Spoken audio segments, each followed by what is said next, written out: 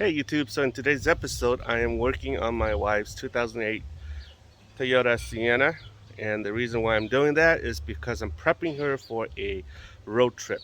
So you'll see here, this is a all-wheel drive XLE model. If you have a um, front-wheel drive, the jacking point is kind of different, so you'll have to rely on your trusty uh, owner's manual. So I'll show you here. So basically, the reason why I'm showing you this is because nowadays trucks, cars are not built the way they used to anymore. So if you don't know your jacking point, you're gonna have a bad day.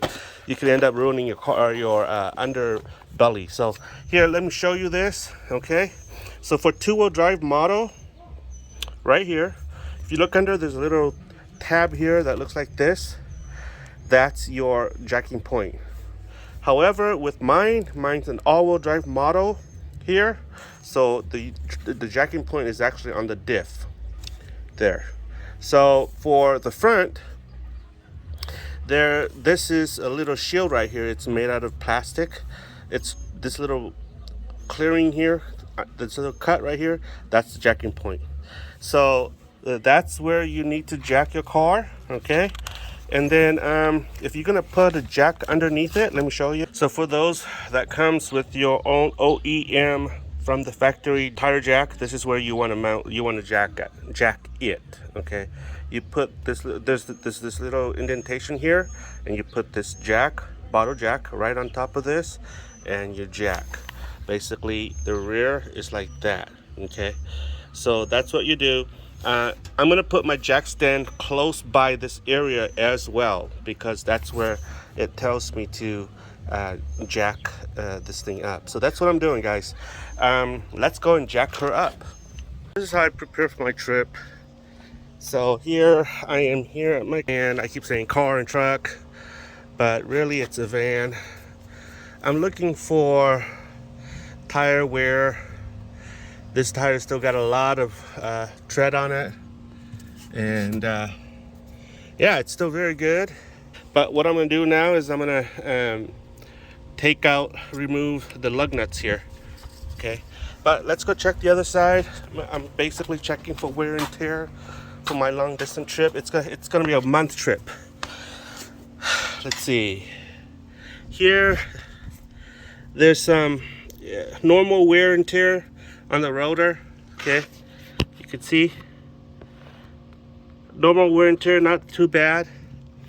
And the tread here, there's no nail, there's nothing here. The reason why I want to make sure that this tire is okay, here's why.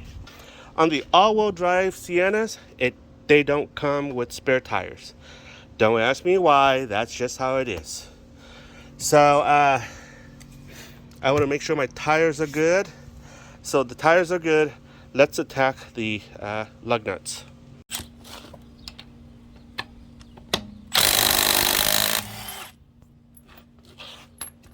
Okay guys, so this is what I look for.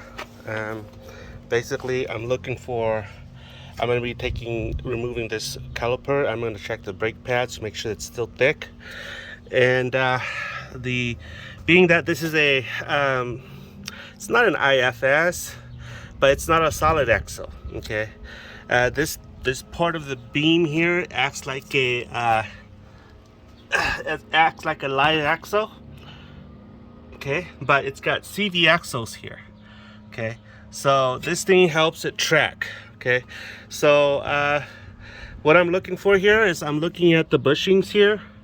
Make sure there's no tear. If there is, need to get it repaired because it has to do with alignment as well. And here I'm looking at the CV boot, making sure it's still good, which it is. And looking at the CV boot there as well, it's still good. So let's go remove the other tire, and then we'll look at it together, and then we'll remove the brakes here and look at the brakes. Okay guys, so what we're going to do here is we're going to remove the caliper here, and we're going to examine the brake pads in here to make sure that it's still thick. Oh yes, thank you. I went out of town and I got home late. But thank you. So this is how you take out the bad guy here.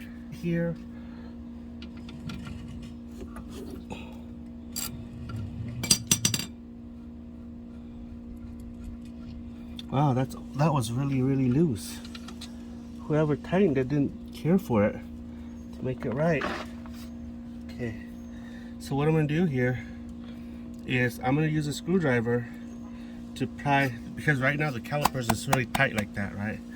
And I'm gonna use a screwdriver to pry it a little bit to loosen it. Okay, so this is how you do it.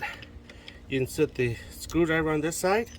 You'll notice this is the this right here is the rotor right here. Okay, in the center is the rotor. You take the screwdriver on the other side of the rotor on this side, and what you do, you pry it. See that? There. That's pried. So then this comes out. Okay. This is so light you don't have to worry about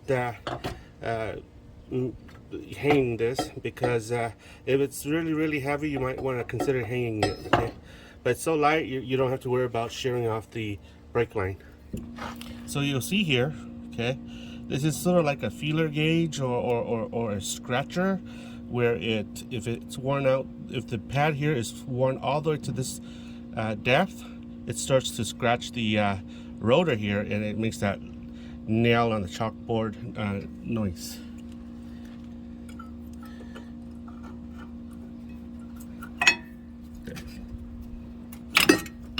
This side is still very nice as well.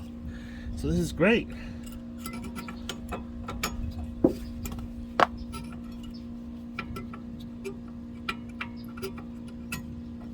I'm gonna go to the other side and always torque it to spec. Okay.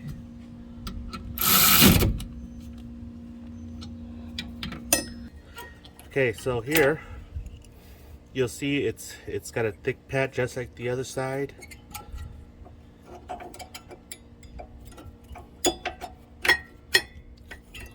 Here as well, thick pad just like the other side.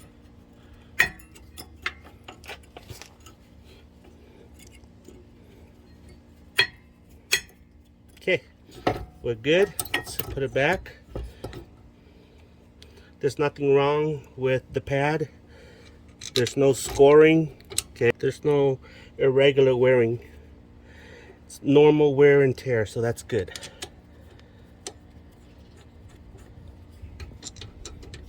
Okay guys, so what we have to do is we're gonna have to torque this at 25 foot-pounds. Okay, and the bottom 25 foot-pounds. All right, so that's what the book calls for, so let's do that.